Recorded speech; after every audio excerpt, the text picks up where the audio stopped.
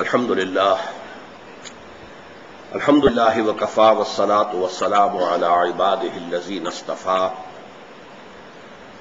خصوصا علی افضلهم وخاتم النبیین محمد الامین وعلی آلہ وصحبہ اجمعین. اما بعد فقد قال اللہ تبارک وتعالی کما ورد فی سورۃ الجمعہ: اعوذ باللہ من الشیطان الرجیم، بسم اللہ الرحمن الرحیم. یسبح للہ ما فی السماوات وما فی الارض الملک القدوس العزیز الحکیم. هو الذی بعث فی الامیین رسولا منہم یتلو علیہم آیاتہ ویزکیہم ویعلمہم الکتاب والحکمہ وإن كانوا من قبل لفی ضلال مبین. وآخرین منہم لما یلحقوا بہم وہو العزیز الحکیم. ذلک فضل اللہ یؤتیہ من یشاء واللہ ذو الفضل العظیم. صدق اللہ العظیم. رب اشرح لی صدری ویسر لی امری واحلل عقدۃ من لسانی یفقہوا قولی. اللہم ربنا الہمنا رشدنا واعذنا من شرور انفسنا. اللہم ارنا الحق حقا وارزقنا اتباعہ وارنا الباطل باطلا وارزقنا اجتنابہ. آمین یا رب العالمین. سورہ جمعہ پر جو دو نشستیں اس سے قبل ہماری ہو چکی ہیں، ان میں پہلی دو آیات پر گفتگو اگرچہ بعض اعتبارات سے مکمل ہو چکی ہے، لیکن ایک تو دوبارہ ذہن میں تازہ کر لیجئے، اور بعض نکات ایسے ہیں جو بیان ہونے سے رہ گئے تھے، میں ان کی طرف توجہ دلاؤں گا. سورہ جمعہ اور سورہ صف قرآن مجید میں صورتوں کے جوڑے ہونے کی ایک نہایت ہی نمایاں مثال ہے. جیسے معوذتین بہت نمایاں ہیں، قل اعوذ برب الفلق قل اعوذ برب الناس، ایک مضمون کے تکمیل دو صورتوں میں، تصویر کے دونوں رخ دو صورتوں میں علیحدہ علیحدہ. اسی طرح سورہ صف اور سورہ جمعہ کا معاملہ ہے کہ سورہ صف میں لفظی اور معنوی اعتبار سے زوجیت کی نسبت ہے. لفظی یہ کہ وہاں سبح للہ ما فی السماوات و ما فی الارض آیا فعل ماضی سبح، اور یہاں یسبح للہ ما فی السماوات و ما فی الارض ہے فعل مضارع. اور ماضی اور مضارع میں حال اور مستقبل دونوں جمع ہے، تو گویا کہ زمانے کا احاطہ ہو گیا. گویا کہ کائنات کی ہر شے ہمیشہ سے اللہ کی تسبیح کر رہی ہے، ہر آن کر رہی ہے، ہمیشہ کرتی رہے گی. اس کے بعد اللہ تعالیٰ کے جو چار نام اس آیت میں آئے ہیں، یہ ایک غیر معمولی سی بات ہے. قرآن مجید میں اکثر و بیشتر آیات ختم ہوتی ہیں دو دو اسماء پر، وَهُوَ الْعَزِيزُ الْحَكِيمُ وَهُوَ الْعَلِيُّ الْخَبِيرُ. اس طریقے سے دو دو، سوائے اس کے کہ یہ سورہ جمعہ کے اندر چار اسماء گرامی آئے ہیں اللہ کے، اسی طرح سورہ حدید کے اندر ہے. وہ تو خیر آخری ہمارا درس ہوگا اس منتخب نصاب کا. لیکن یہاں جو نام آئے ہیں الملک القدوس العزیز الحکیم، نمایاں ترین بات جو اللہ کے بارے میں کہی جا رہی ہے کہ وہ الملک ہے، بادشاہ ہے، بادشاہ برحق ہے. یہ گویا کہ سیکولرزم کی نفی کلی ہے. اللہ حاکم ہے، ساورنٹی بلانگس ٹو ہم. سروری زیبا فقط اس ذات بے ہمتا کو ہے، حکمراں ہے ایک وہی، باقی بتان آزری. یہی اللہ تعالیٰ کا نام جو ہے وہ سورہ حشر میں جہاں 8 نام آئے ہیں ایک دم، الملک القدوس السلام المومن المہیمن العزیز الجبار المتکبر، یہ واحد مقام ہے قرآن مجید کا جہاں ایک آیت میں اس طرح 8 اسماء آئے. وہاں بھی پہلا اسم الملک، بادشاہ. اور واقعتاً اس معاملے میں علامہ اقبال نے، جو میں سمجھتا ہوں کہ اسلام کے انقلابی فکر کے مجدد تھے، اثر نو تازہ کرنے والے، کہ اسلام مذہب نہیں ہے، اسلام دین ہے. دین ایک نظام کو کہتے ہیں، اس نظام میں ایک مقتدر اعلیٰ ہوتا ہے، ایک ساورن ہے، ایک ہستی ہے جس کے پاس اختیارات ہیں، اور اسلام میں وہ اختیار اللہ کا ہے. الملک القدوس، اور پاک ہے بالکل، کوئی اس میں عیب نہیں، نقص نہیں، کمی نہیں، کوتاہی نہیں. اللہ تعالیٰ کے اندر کسی سے دشمنی نہیں، کسی سے رعایت نہیں، کچھ نہیں، ہر چیز سے بالا تر. گویا کہ الملک ہونے کے لیے جو صفات لازم ہے وہ تمام و کمال اللہ کی ذات میں موجود ہے، لیکن اس کے ساتھ ہی العزیز، زبردست وہ ہے کہ جسے اپنی کسی بات کی سینکشن کسی اور سے نہ لینی پڑے۔ اگر آپ کو کوئی بات کسی کی سینکشن کے اوپر جو ہے وہ اگر وہ منحصر ہے تو پھر آپ العزیز نہیں ہیں، مختار مطلق نہیں ہیں۔ العزیز زبردست اور مختار مطلق، جو چاہے کرے، فعال لما یرید۔ الحکیم، جس طرح الملک کے ساتھ جوڑا بن کر آیا تھا القدوس، کہ وہ اگر بادشاہ ہے تو عیب سے پاک بھی ہے، اس کے اندر کہیں کوئی کمی نہیں ہے، بلکہ وہ ایک آئیڈیل بادشاہ ہے، جو ہو سکتا ہے وہ ہے بادشاہ۔ اور نمبر 2 جو جوڑا آیا ہے العزیز الحکیم، اس میں بھی حکمت کیا ہے؟ جس کا اختیار مطلق ہے۔ عام طور پر جو دنیا کا اصول ہے وہ یہ ہے کہ authority tends to corrupt and absolute authority corrupts absolutely, لیکن اللہ کا معاملہ کیا ہے؟ یہاں وہ العزیز ہے، الحکیم بھی ہے، کمال حکمت والا، اس کی اتھارٹی، اس کا اختیار حکمت کے ساتھ استعمال ہوتا ہے۔ اب اس کے بعد دوسری آیت میں جیسا کہ میں عرض کر چکا ہوں، حضور کا وہ طریقہ کار مذکور ہے جس سے کہ آپ نے اسلامی انقلاب کے لیے مردان کار پہلے تو فراہم کیے اور پھر ان کی تربیت کی۔ یہ مانوی ربط ہے سورہ صف اور سورہ جمعہ کا، کہ حضور کا مقصد بعثت یہ سورہ صف میں، هو الذی ارسل رسولہ بالہدی ودین الحق لیظہرہ علی الدین کلہ ولو کرہ المشرکون۔ گویا کہ حضور کی بعثت کا مقصد دین حق کا غلبہ، دین حق جو ہے وہ تمام نظام ہائے زندگی کے اوپر اور زندگی کے تمام گوشوں کے اوپر اس کا غلبہ ہو جائے، تو یہ ہے دین حق کو غالب کرنا، یہ حضور کا مقصد بعثت ہے۔ یہ الفاظ بار بار میں نے کہے ہیں کہ یہ الفاظ قرآن مجید میں حضور کے لیے 3 مرتبہ ہے، سورہ توبہ، سورہ صف، سورہ فتح، لیکن کسی اور نبی اور رسول کے لیے 1 مرتبہ بھی نہیں آئے۔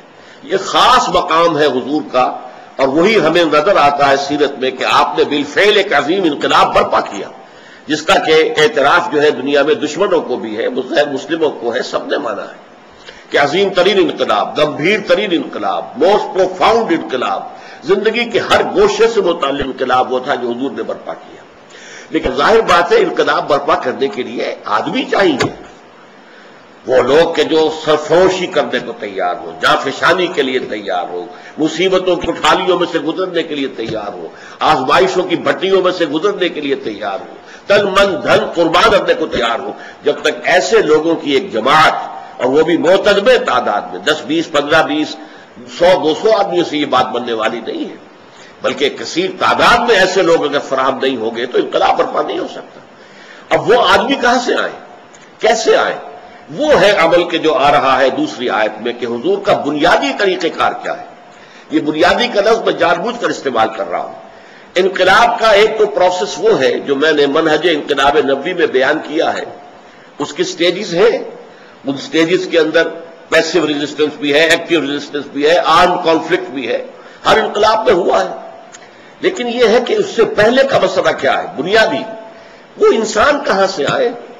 وہ مولانا روم کا جو وہ مصرع ہے، انسان معزوست، مجھے ایک انسان درکار ہے، وہ انسان کیسے فراہم کیے جائیں، کس طریقے سے انہیں تربیت دی جائے کہ پھر وہ تن من دھن ہر شے اس انقلاب کے لیے قربان کرنے کو تیار۔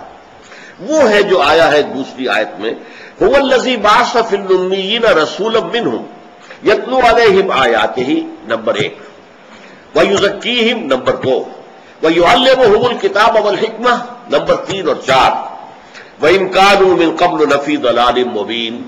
یہ حضور کے معمولات چہار گانا ہے، یا انہیں فرائض چہار گانا بھی کہا جا سکتا ہے، لیکن اس سے پہلے لفظ جو آیا ہے بَعَثَ فِي الْأُمِّيِّينَ رَسُولًا مِّنْهُمْ، وہی ہے اللہ جس نے بھیجا ہے، بلکہ اٹھایا ہے، بعث کہتے ہیں اٹھانے کو، بعث بعد الموت، جب ہم قبروں سے اٹھائے جائیں گے۔ هو الذی بعث فی الامیین، اٹھایا ہے، he has raised from among the unlettered ones، کیونکہ قوم جو تھی وہ امی تھی۔ امی کے بارے میں میں عرض کر چکا ہوں کہ بعض حضرات عہد حاضر کے حضور کے بارے میں یہ بات ماننے کو سمجھتے ہیں کہ یہ تو حضور کی شان میں کچھ گستاخی ہو گئی کہ حضور پڑھے لکھے نہیں تھے، اگرچہ جان بوجھ کر میں نے وہ لفظ استعمال نہیں کیا کہ جو آسان لفظ ہے ان پڑھ، لیکن ان پڑھ کا لفظ واقعتاً گھٹیا ہے اور کسی صورت بھی حضور کے لیے مناسب نہیں ہے۔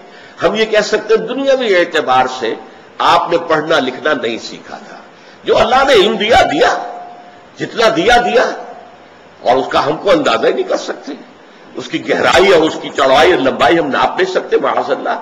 ہمارے علم سے وہ نوعیت کے اعتبار سے مختلف ہے۔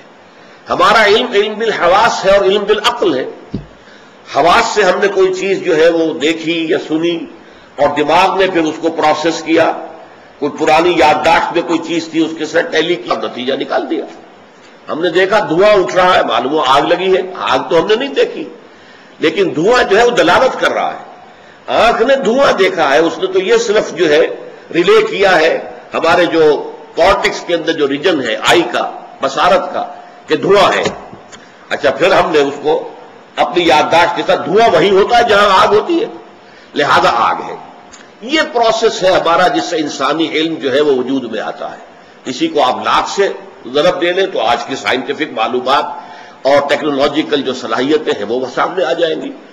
ایک علم ہے کہ جو اللہ کی طرف سے دیا گیا ہے، اس علم کا ہم کو اندازہ کر ہی نہیں سکتے، نہ ہم اس کو ناپ سکتے ہیں، نہ تول سکتے ہیں، نہ اس کے بارے میں کوئی رائے قائم کر سکتے ہیں، وہ اللہ کا علم ہے۔ تو اس اعتبار سے امی تو آپ تھے بئی معنی کہ آپ نے دنیاوی اعتبار سے کوئی تحصیل علم نہیں کیا۔ اب یہاں تو امیین کا لفظ آیا ہے، وہ قوم بھی امی تھی جس میں کہ حضور کو بھیجا گیا، اور ویسے قرآن مجید میں خود حضور کے لیے 2 مرتبہ لفظ تعین کے ساتھ امی آیا ہے۔ یہ سورہ اعراف میں ہے، آیت نمبر 157، الذین یتبعون الرسول النبی الامی الذی یجدونہ مکتوبا عندہم فی التوراۃ والانجیل۔ یہ ایک طویل آیت کا آخری حصہ ہے اور اس کے بعد بھی آیت لمبی ہے جو چلتی ہے، اور وہ یہ ہے کہ جب حضرت موسیٰ علیہ السلام نے اپنی قوم کے لیے درخواست کی تھی پروردگار ہمارے لیے اپنی رحمت خصوصی جو ہے وہ مخصوص کر دے ہماری قوم کے لیے، میری اس امت بنی اسرائیل کے لیے، تو اللہ تعالیٰ نے فرمایا کہ ایک تو میری رحمت عام ہے جو ہر چیز کو شامل ہے، ایک رحمت خاص ہے وہ میں نے رکھی ہوئی ہے اپنے پاس، خاص طور پر ان لوگوں کے لیے جو میرے رسول نبی امی پر ایمان لائیں گے اور جن کا ذکر وہ پائیں گے اپنے پاس لکھا ہوا تورات میں بھی اور انجیل میں بھی۔ فالذین آمنوا بہ وعزروہ ونصروہ واتبعوا النور الذی انزل معہ اولئک هم المفلحون۔ تو ایک تو وہاں نبی امی کا لفظ خاص طور پر آیا، پھر اسی میں اگلی آیت میں فرمایا گیا گویا کہ اس کا منطقی نتیجہ، قل یا ایھا الناس، اے نبی کہہ دیجئے اے لوگو، انی رسول اللہ الیکم جمیعا الذی لہ ملک السماوات والارض لا الہ الا هو یحیی ویمیت فآمنوا باللہ ورسولہ النبی الامی الذی یؤمن باللہ وکلماتہ۔ اے نبی آپ اعلان عام کر دیجئے کہ جس نبی امی کا ذکر کیا تھا حضرت موسیٰ علیہ السلام نے، اللہ تعالیٰ نے حضرت موسیٰ کو بتایا تھا اور حضرت موسیٰ نے تمہیں بتایا تھا، اور یہ ڈیوٹرانومی کے اندر کتاب استثناء جو ہے تورات کی، اس میں 18ویں باب کی 18ویں آیت ہے کہ میں ان کے بھائیوں میں سے اے موسیٰ تیرے ہی مانند ایک رسول اٹھاؤں گا جس کے منہ میں اپنا کلام ڈالوں گا اور پھر وہ جو کچھ کہے گا میری طرف سے کہے گا۔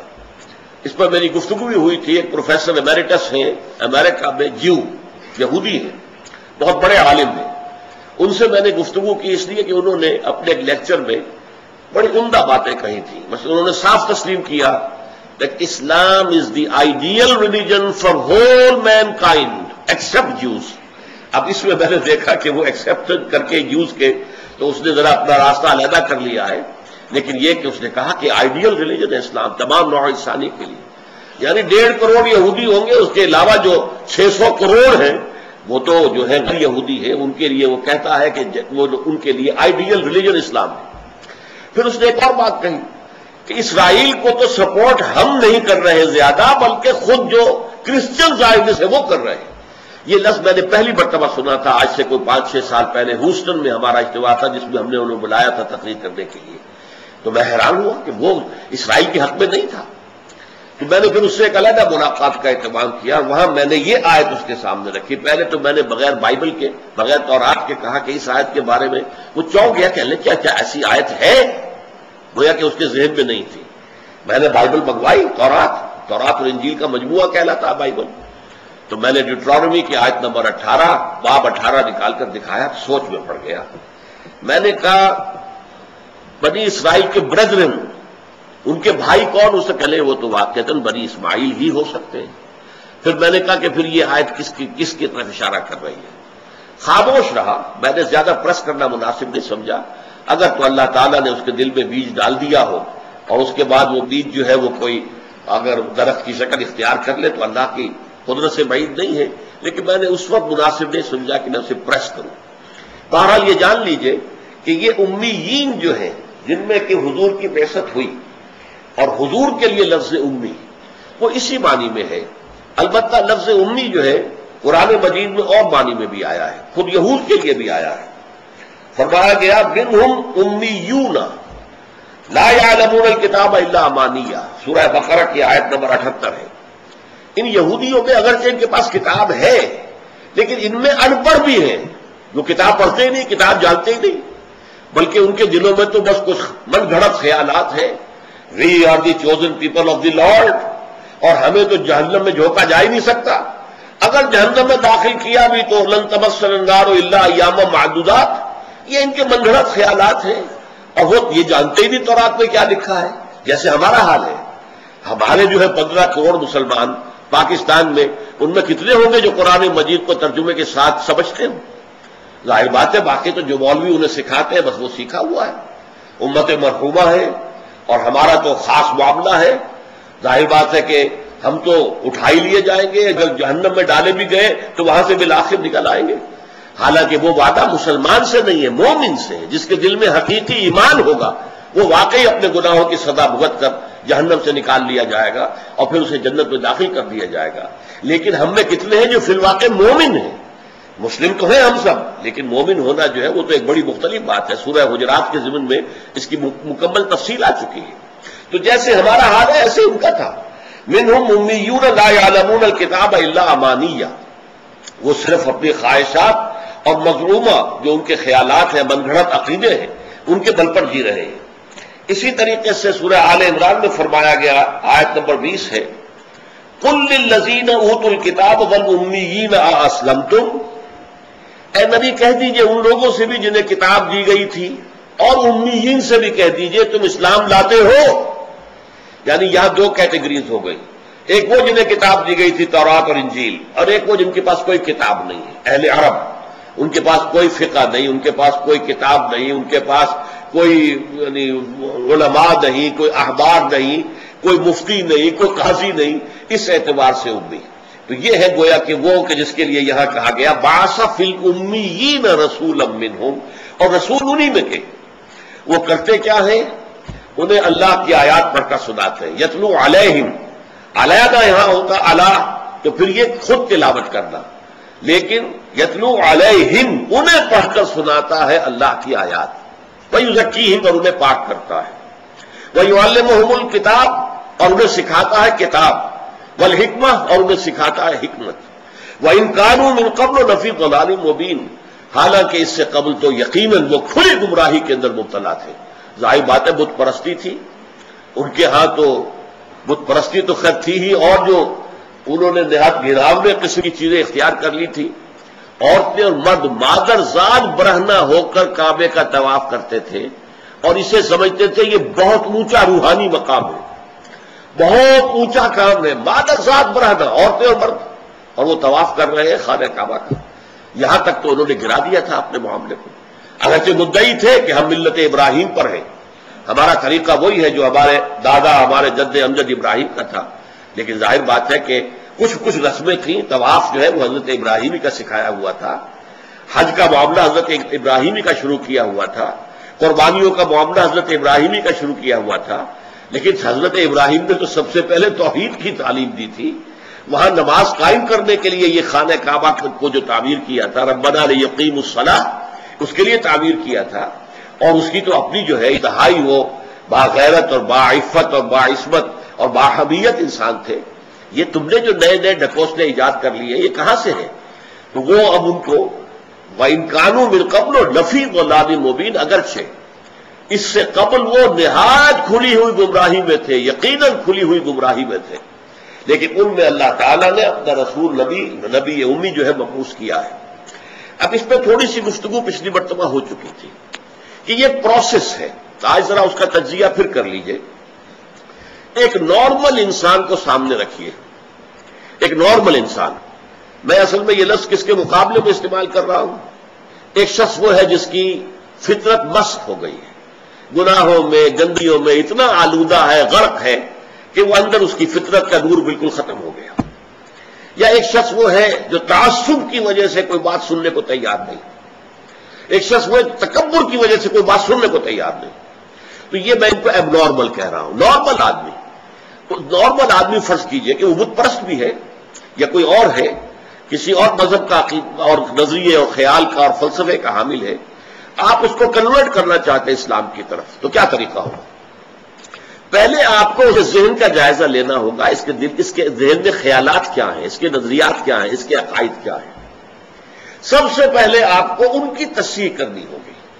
غلط عقائد، غلط نظریات سے دماغ کو پاک کر کے صحیح جو خیال ہے اور صحیح جو نظریہ ہے اور صحیح جو حقیقت ہے، توحید، معاد اور رسالت کے اصولوں پر اس کے فکر کو تعمیر کرنا ہوگا.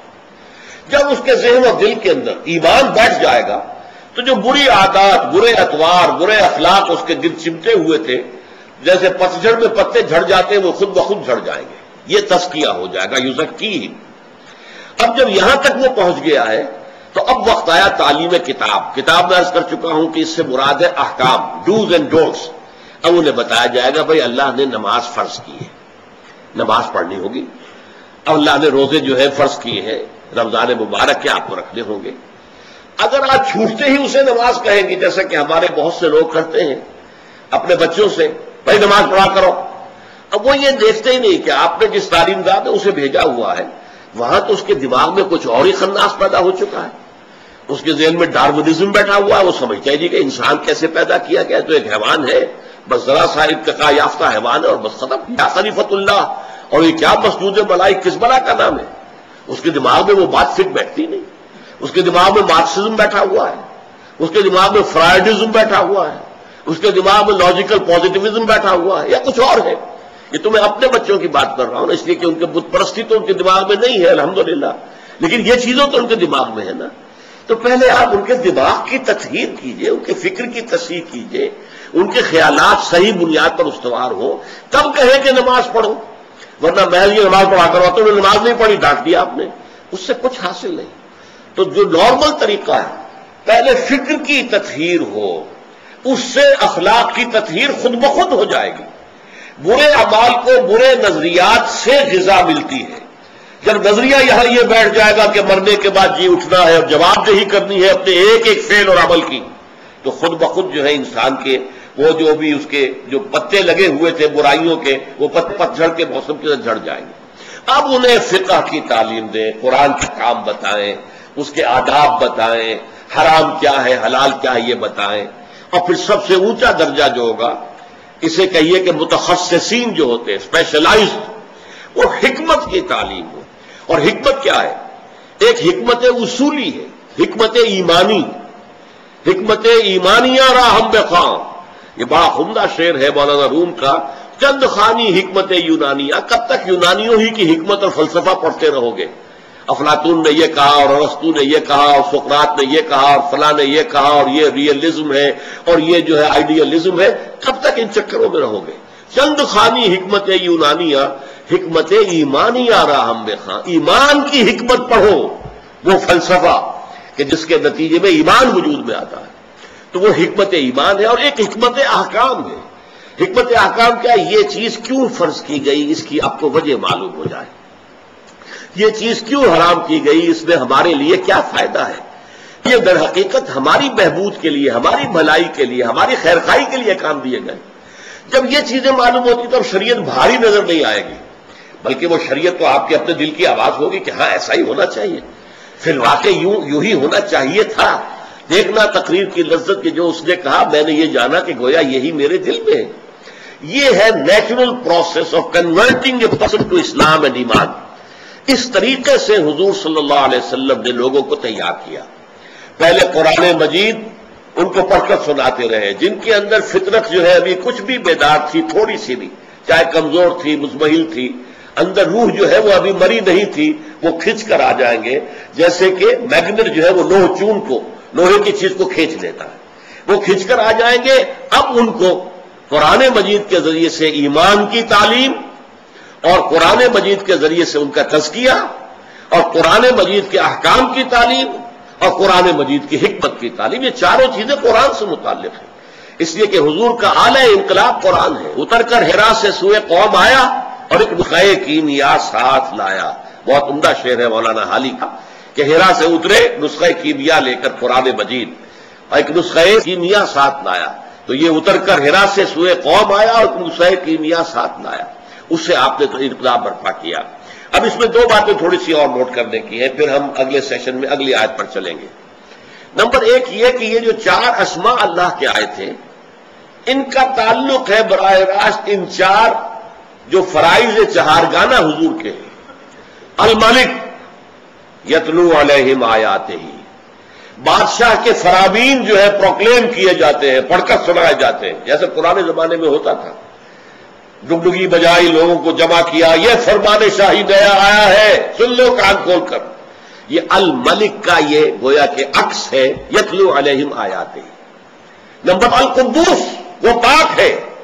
اسی طرح ہمارا نبی، ہمارا رسول تمہیں پاک کر رہا ہے قرآن کے ذریعے سے. القدوس اس کا عکس، یزکیہم. العزیز، مقتدر اعلی، قانون ساز، دی لا گیور. اس کے لیے یعلمہم الکتاب، اس کی شریعت، اس کے احکام، اس کی طرف سے منزل شدہ ڈوز اینڈ ڈونٹس وہ تمہیں سکھا رہا ہے. اور الحکیم، حکمہ، تعلیم حکمت. وہ حکیم ہے، الحکیم ہے، لہذا اس کا رسول تمہیں بھی حکمت سکھا رہا ہے. اور نمبر 2 نقطہ یہ ہے کہ میں نے آپ کو بتایا تھا یہ الفاظ قرآن مجید میں 4 مرتبہ آئے ہیں، لیکن جب حضرت ابراہیم اور حضرت اسماعیل کے دعا میں الفاظ آئے ہیں ان میں ترتیب مختلف ہے. ربنا وبعث فیہم رسولا منہم یتلو علیہم آیاتک ویعلمہم الکتاب والحکمہ ویزکیہم. یہ یعلمہم الکتاب والحکمہ اس کو پہلے لا کر اور تزکیہ جو ہے اس کو آخر میں رکھا تھا حضرت ابراہیم اور حضرت اسماعیل نے علیہم الصلاۃ والسلام. لیکن قرآن مجید میں اللہ کی طرف سے 3 دفعہ یہی آیت آئی. سورہ بقرہ میں بھی آئی، کما ارسلنا فیکم رسولا منکم یتلو علیکم آیاتنا ویزکیکم، جہاں یزکی پہلے ہو گیا ہے، اور یعلمہم الکتاب والحکمہ وہ بعد میں آیا ہے. یہی ترتیب پھر سورہ جمعہ میں ہے، یہی ترتیب سورہ آل عمران میں ہے. لقد من اللہ علی المؤمنین اذ بعث فیہم رسولا منہم یتلو علیہم آیاتہ ویزکیہم ویعلمہم الکتاب والحکمہ. اور وہی ہم یہاں پڑھ رہے ہیں، هو الذی بعث فی الامیین رسولا منہم یتلو علیہم آیاتہ ویزکیہم ویعلمہم الکتاب والحکمہ. اس میں کیا حکمت ہے؟ اگر تو ایسا ہوتا کہ 2 مرتبہ وہ ترتیب ہوتی، 2 مرتبہ یہ ہوتی، تو ہم کہتے کہ برابر ہے، اس میں کوئی فرق نہیں. جب یہ ہے کہ 1 مرتبہ وہ آئی ہے، وہ انسانوں کی طرف سے ہے. چاہے حضرت ابراہیم بہت بڑا اونچا مقام ہے تو انسان، اور حضرت اسماعیل ان کے صاحبزادے ہیں لیکن ہے تو انسان. انہوں نے اپنے حیثیت سے سوچ کر تزکیہ کو بلند ترین مقام قرار دیا، لیکن اللہ تعالیٰ نے اس کے اندر تصحیح کا لفظ تو درست نہیں ہے، اس لیے کہ ظاہر بات ہے کہ رسولوں کی بات بھی غلط تو نہیں تھی، لیکن امپروو کیا ہے، اس کو بہتر کر دیا ہے. اور وہ امپروومنٹ کیا ہے کہ تزکیہ پہلے اور تعلیم و کتاب حکمت بعد میں. کیوں؟ جب تک نیت خالص نہ ہو چکی ہو علم کا حصول بیکار ہے، بلکہ نقصان دہ ہے. اپنے دل کے اندر تو اپنا تکبر ہے، اپنی ہستی کو پروجیکٹ کرنا مقصود ہے، لوگوں پر روب گانٹنا مقصود ہے، اپنے علم کی دھاک مٹھانا مقصود ہے، اپنی خطابت کا سکہ جمانا مقصود ہے. ایسے آدمی کے لیے علم جو ہے وہ مفید ہونے کے بجائے مضر ہو جاتا ہے. وہ اسے استعمال کرتا ہے اپنے ان مقاصد سیئہ کے لیے. تو تزکیہ ہوگا، نیت درست ہو چکی ہوگی، تب علم کا حصول مفید ہوگا. علم کا برتن زنی مارے موت، علم را بر دل زنی یار بود، یہ بھی مولانا روم کا شعر ہے. علم کو اگر اپنے تن کے لیے استعمال کرو گے تو یہ سبب بن جائے گا تمہارے لیے، اور علم کو اگر دل کے اوپر استعمال کرو گے تو یہ تمہارا یار ہوگا، دوست ہوگا. علم را بر تن زنی مارے بود، مار صاحب کو کہتے ہیں. علم را بر دل زنی یار بود. تو تزکیہ کو اللہ تعالیٰ نے ان تینوں مقامات پر مقدم کر کے ہمیں یہ رہنمائی دی ہے کہ تعلیم کتاب و حکمت، اور میں یہاں لفظ بدل رہا ہوں، تعلم کتاب و حکمت، سیکھنا. کتاب اور حکمت کا سیکھنا مفید تبھی ہوتا ہے جبکہ نیت کی اصلاح ہو چکی ہو، تزکیہ ہو چکا ہو، ورنہ بصورت دیگر انسان علم کو بھی دنیا داری کے لیے استعمال کرتا ہے. بارک اللہ لی ولکم فی القرآن العظیم ونفعنی وإیاکم بالآیات والذکر الحکیم.